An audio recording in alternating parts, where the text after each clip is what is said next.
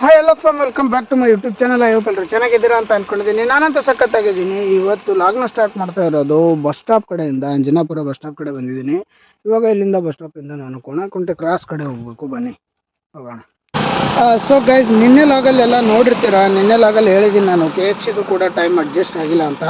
ಹೀಗಾಗಿ ಮತ್ತೆ ಕೆಲಸ ಹುಡ್ಕಾಡಬೇಕು. ಅದಕ್ಕಾಗಿ ಕೋಣನಕುಂಟೆ ಕ್ರಾಸ್ ಕಡೆ ಹೋಗ್ತಾ ಇರೋದು. ಇವಾಗ ಕೆಲಸ ಹುಡ್ಕಾಡೋದಕ್ಕೆ ಕೋಣನಕುಂಟೆ ಕ್ರಾಸ್ ಹತ್ತತ್ರ ಎಲ್ಲಿಗೆ ಹೋಗ್ತಾ ಇದ್ದೀನಿ ಅಂತ ಕೇಳಿದ್ರೆ, ಇವಾಗ ನಾನು ಹೋಗ್ತಾ ಇರೋದು ಫೋರಮ್ ಮಾಲಲ್ಲಿ.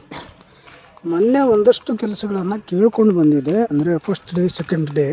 ಆ ಕೆಲಸಗಳನ್ನು ಮತ್ತೆ ಟೈಮ್ ಅಡ್ಜಸ್ಟ್ ಮಾಡಿಕೊಡ್ತೀರಾ ಅಂತ ಕೇಳೋದಕ್ಕೆ ಹೋಗ್ತಾ ಇದ್ದೀನಿ. ಇನ್ ಕೇಸ್ ಏನಾದರೂ ಟೈಮ್ ಅಡ್ಜಸ್ಟ್ ಆದರೆ ಆ ಕೆಲಸಗಳಿಗೆ ಹೋಗಬೇಕು. ಇವಾಗ ನಾನಿರೋದು ಅಂಜನಾಪುರ ಬಸ್ ಸ್ಟಾಪ್ ಕಡೆಗೆ. ಇವಾಗ ಇಲ್ಲಿಂದ ಕೋಣನಕುಂಟೆ ಬಸ್ನ ಹಿಡ್ಕೊಂಡು ಕೋಣನಕುಂಟೆ ಕ್ರಾಸ್ ಹತ್ರ ಇರೋ ಫೋರಮ್ ಮಾಲ್ ಒಳಗಡೆ ಹೋಗಿ ಅಲ್ಲಿ ಏನು ಕೆಲಸ ಅಂತ ಕೇಳಿದ್ರೆ, 2-3 ಕಡೆ ಕೇಳಿ ಬಂದಿದ್ದೆ ಮೊನ್ನೆ. ಏನು ಅಂದರೆ, ಲುಲು ಸೂಪರ್ ಮಾರ್ಕೆಟ್ ಅಂತ ಇದೆ ಅದರಲ್ಲಿ. ಅಲ್ಲಿ KFC, ಮೆಕ್ಡೊನಾಲ್ಡ್ಸು ಮತ್ತು ಗೋ ಪಿಜ್ಜಾ ಅಂತ 4 ಶಾಪ್. ಈ 4 ಶಾಪ್ಗಳಲ್ಲಿ ಕೇಳಿದ್ದೀನಿ. ಸೂಪರ್ ಮಾರ್ಕೆಟ್ ಆದರೆ ಪಾರ್ಟ್ ಟೈಮು ಸಿಗುತ್ತೆ, ಚೆನ್ನಾಗಿರುತ್ತೆ. ಮೆಕ್ಡೊನಾಲ್ಡ್ಸು KFC ಆದರೂ ಕೂಡ ಪಾರ್ಟ್ ಟೈಮ್ ಸಿಗುತ್ತೆ, ಅದು ಚೆನ್ನಾಗಿರುತ್ತೆ. ಬಿಟ್ಟರೆ ಗೋ ಪಿಜ್ಜಾ ಒಂದಿರೋದು. ಗೋ ಪಿಜ್ಜಾ ನನಗೆ ಅದ್ರ ಬಗ್ಗೆ ಅಷ್ಟು ಐಡಿಯಾ ಇಲ್ಲ. ನೋಡೋಣ ಏನಾಗುತ್ತೆ ಅಂತ. ಇದು ಯಾವುದು ಸೆಟ್ ಆಗಿಲ್ಲ ಅಂದರೆ ಇನ್ನೂ 2 ದಿವಸ ಕೆಲಸ ಹುಡುಕಾಡ್ತೀನಿ. 2-3 ದಿವಸ ಹುಡುಕಾಡಿಯೂ ಕೂಡ ಯಾವ ಕೆಲಸನೂ ಸೆಟ್ ಆಗಿಲ್ಲ ಅಂದರೆ, ನನಗೆ ಕ್ರಿಕೆಟ್ ಬಗ್ಗೆ ಸ್ವಲ್ಪ ಗೊತ್ತು.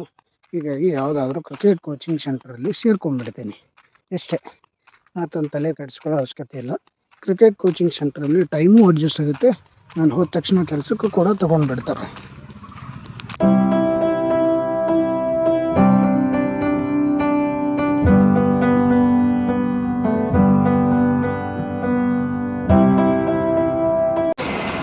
ಸೊ ಗೈಸ್, ಇವಾಗ ನಾನು ಮಾಲ್ ಹತ್ರ ಬಂದಿದ್ದೀನಿ. ಫೋರಮ್ ಮಾಲ್ ಇದು. ಈ ಕಡೆ ಕಾಣಿಸ್ತಾ ಇದೆ ನೋಡಿ ಮೇಲ್ಗಡೆ, ಇದು ಪೂರ್ತಿ ಅದೇ. ಇವಾಗ ಒಳಗಡೆ ಹೋಗ್ತೀನಿ ಬನ್ನಿ.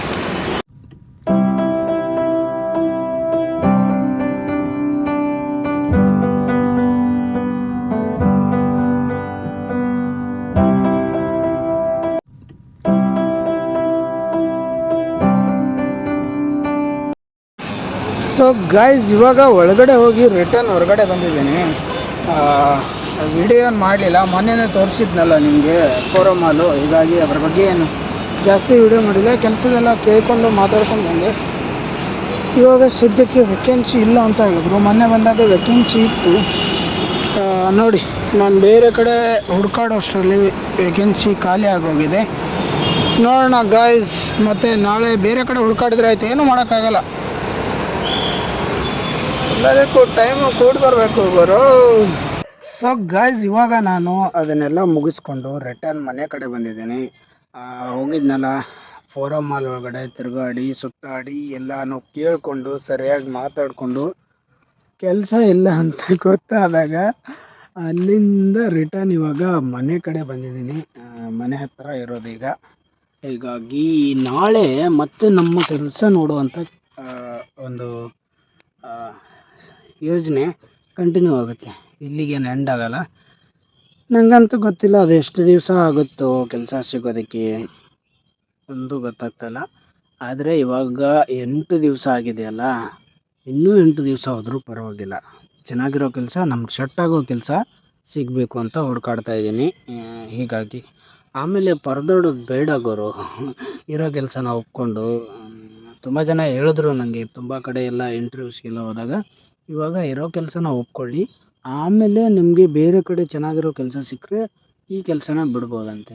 1 ವಾರದಲ್ಲಿ 2 ದಿವಸ 3 ದಿವಸದಲ್ಲಿ ಸಿಕ್ಕರೆ ಅದೇನು 2-3 ದಿವಸ 1 ವಾರ ಮಾಡಿದ್ದು ಇಲ್ಲ, ವೇಸ್ಟ್ ಆಗಿಬಿಡುತ್ತೆ.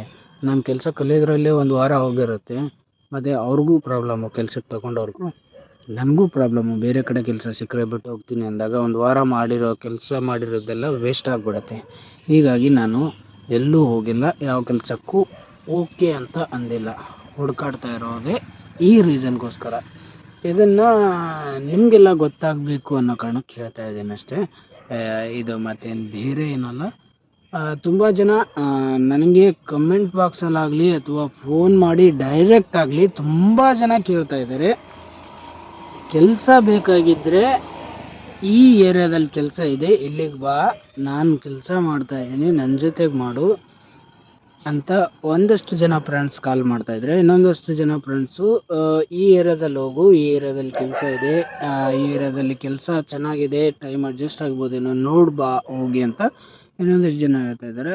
ಎಲ್ರಿಗೂ ಕೂಡ ಥ್ಯಾಂಕ್ ಯು ಅಂತ ಹೇಳ್ತೀನಿ. ಏನಕ್ಕೆ ಅಂದರೆ ನಾನು ಮಾಡ್ತಿರೋ ವೀಡಿಯೋಸ್ನ ನೋಡಿ ನಾನು ಕೆಲಸ ಹುಡುಕಾಡ್ತಿದ್ದೀನಿ ಅಂತ ನೀವು ಕೂಡ ಅದ್ರ ಬಗ್ಗೆ ಸ್ವಲ್ಪನಾದರೂ ತಲೆ ಕೆಡಿಸ್ಕೊಂಡು ನನಗೆ ಅದ್ರ ಬಗ್ಗೆ ಹೇಳಿದ್ರಲ್ಲ, ಹೀಗಾಗಿ ಎಲ್ರಿಗೂ ಕೂಡ ಥ್ಯಾಂಕ್ಸು.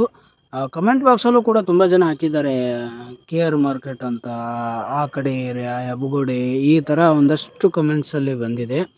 ಅದೆಲ್ಲ ಕೂಡ ನೋಡಿ ತುಂಬಾ ಖುಷಿ ಆಯಿತು.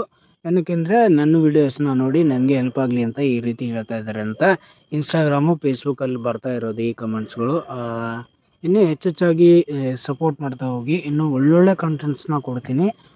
ಅಗೇನ್ ನಾನು ಬರೀ ಒಂದು ಜಾಗ ಅಂತ ಫಿಕ್ಸ್ ಆಗಿ ಸೆಟ್ ಆದರೆ ಸಾಕು, ಆಮೇಲೆ ಬರುವಂಥ ವೀಡಿಯೋಸು ನೀವು ಯಾವತ್ತೂ ಕೂಡ ನೋಡಿರಲ್ಲ. ಆ ರೇಂಜ್ಗೆ ವೀಡಿಯೋಸ್ ಬರುತ್ತೆ, ಆ ರೇಂಜ್ಗೆ ಕಂಟೆಂಟ್ಸ್ನ ಕೊಡ್ತಾ ಇರ್ತೀನಿ ಇನ್ಸ್ಟಾ, ಫೇಸ್ಬುಕ್ಕು, ಯೂಟ್ಯೂಬಲ್ಲಿ.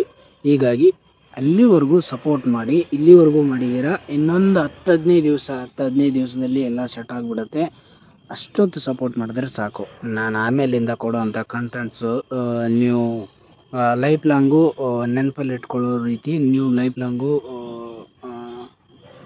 ಫಾಲೋ ಮಾಡೋ ರೀತಿ ಇರುತ್ತೆ ಕಂಟೆಂಟ್ಸು. ಹೀಗಾಗಿ ಸಪೋರ್ಟ್ ಮೀ. ಇನ್ನೂ ಚೆನ್ನಾಗಿರೋ ವೀಡಿಯೋಸ್ನ ತೊಗೊಂಡು ಬರ್ತೀನಿ. ಇಲ್ಲಿಗೆ ಇವತ್ತಿನ ಲಾಗನ್ನು ಎಂಡ್ ಮಾಡ್ತಾಯಿದ್ದೀನಿ. ಐ ಹೋಪ್ ಲಾಗು ಇಷ್ಟ ಆಗಿದೆ ಅಂತ ಅಂದ್ಕೊಂಡಿದ್ದೀನಿ. ಇಷ್ಟ ಆದರೆ ಶೇರ್ ಮಾಡಿ, ಸಬ್ಸ್ಕ್ರೈಬ್ ಮಾಡಿ, ಮತ್ತು ಕಮೆಂಟ್ ಮಾಡಿ, ಲೈಕ್ ಮಾಡಿ, ಏನೇನಿದೆಯೋ ಎಲ್ಲ ಕೂಡ ಮಾಡಿ. ನಿಮ್ಮ ಫ್ರೆಂಡ್ಸು, ಫ್ಯಾಮಿಲಿಗೂ ಕೂಡ ಹೇಳಿ. ಈ ಥರ ಒಬ್ಬ ಹುಡುಗ ಈ ಊರಿಂದ ಹೋಗಿ ಬೆಂಗಳೂರಲ್ಲಿ ಈ ಥರ ಕಷ್ಟಪಡ್ತಾ ಇದ್ದಾನೆ ಅಂತ ಫ್ಯಾಮಿಲಿ, ಫ್ರೆಂಡ್ಸು ಎಲ್ರಿಗೂ ಕೂಡ ಗೊತ್ತಾಗಲಿ ಗುರು. ಅವ್ರಿಗೂ ಗೊತ್ತಾಗಬೇಕು ಬೆಂಗಳೂರಲ್ಲಿ ಹೇಗಿದೆ, ಏನಿದೆ ಅಂತ. ನೋಡ್ಬೋದು, ಸದ್ಯಕ್ಕೆ ಏರೋಪ್ಲೇನ್ ಹೋಗ್ತಾ ಇದೆ ಮೇಲ್ಗಡೆಯಿಂದ, ಅದೇ ಸೌಂಡ್ ಇದೆ. ಬೆಂಗಳೂರಲ್ಲಿ ಇದೆಲ್ಲ ಕಾಮನ್, ನಿಮ್ಗೆ ಗೊತ್ತಿರುತ್ತೆ. ಹಾಗಂತ ನಾನೇನಾದರೂ ಏರ್ಪೋರ್ಟ್ ಏರಿಯಾದಲ್ಲಿದ್ದೀನಾ? ಇಲ್ಲ, ನಿಜವಾಗ್ಲೂ ಅಲ್ಲ. ಅದೆಲ್ಲ ನಿಮ್ಗೆ ಹೇಳ್ತೀನಿ ಗುರು, ಸ್ವಲ್ಪ ಟೈಮ್ ಕೊಡಿ ಅಷ್ಟೇ. ಇನ್ನೊಂದು ಕೆಲವೊಂದಿಷ್ಟು ದಿವಸಗಳಲ್ಲಿ ಹೇಳ್ಬಿಡ್ತೀನಿ ಎಲ್ಲಿದ್ದೀನಿ, ಏನಿದ್ದೀನಿ, ಏನು ಮಾಡಾಕತ್ತೀವಿ ಎಲ್ಲ ಗೊತ್ತಾಗ್ಬಿಡುತ್ತೆ ನಿಮಗೆ. ಸಪೋರ್ಟ್ ಮೀ ಅಷ್ಟೇ. ಇನ್ಸ್ಟಾ, ಫೇಸ್ಬುಕ್ಕಲ್ಲೂ ಕೂಡ ಹೋಗಿ ನೋಡಿ, ನನ್ನ ಪೇಜ್ನ ಫಾಲೋ ಮಾಡ್ಕೊಳ್ಳಿ. ನಿಮಗೆ ಗೊತ್ತಾಗುತ್ತೆ ನಾನು ಯಾವ ರೀತಿಯ ಕಂಟೆಂಟ್ಸ್ನ ಮಾಡ್ತಾಯಿದ್ದೀನಿ, ಯಾವ ರೀತಿ ರೀಲ್ಸ್ನ ಹಾಕ್ತಾಯಿದ್ದೀನಿ. ನನ್ನ ಒಂದು ಡೈಲಿ ಲಾಗ್ಸು ಮಿನಿ ಲಾಗ್ ಟೈಪಲ್ಲಿ ಅಲ್ಲಿ ಇನ್ಸ್ಟಾ ಮತ್ತು ಫೇಸ್ಬುಕ್ಕು, ಯೂಟ್ಯೂಬ್ ಎಲ್ಲ ಕಡೆ ಅಪ್ಲೋಡ್ ಮಾಡ್ತಾಯಿದ್ದೀನಿ. ಇದು ನಿಮಗೆ ಖಂಡಿತವಾಗ್ಲೂ ಹೆಲ್ಪ್ ಆಗುತ್ತೆ. ನೋಡೋಣ, ಮತ್ತು ನಾಳಿನ ಲಾಗಲ್ಲಿ ಸಿಗ್ತೀನಿ. ಅಲ್ಲಿವರೆಗೂ ಕಾಯ್ತಾ ಇರಿ. ಟೇಕ್ ಕೇರ್, ಬಾಯ್.